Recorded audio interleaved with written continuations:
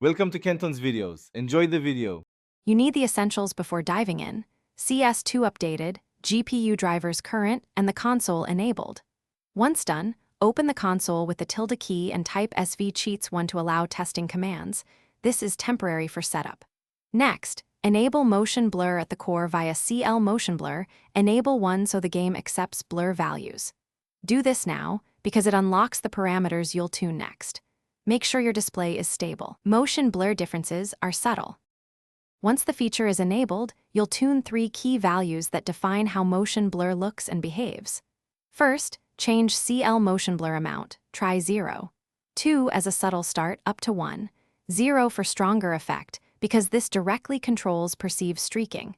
Then set CL motion blur FP skewed off to avoid blur when FPS drops. Lower FPS should reduce blur to keep clarity. Finally, adjust CL motion blur max to cap intensity so images never oversmear. Test in a demo or offline map and iterate until movement feels. Finish by saving your working commands into auto-exec.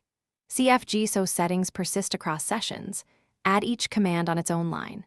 Then compare gameplay and screenshots and monitor GPU overlay FPS to ensure the blur doesn't cost too much performance.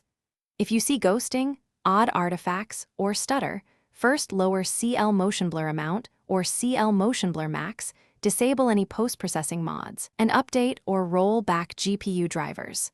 If problems continue,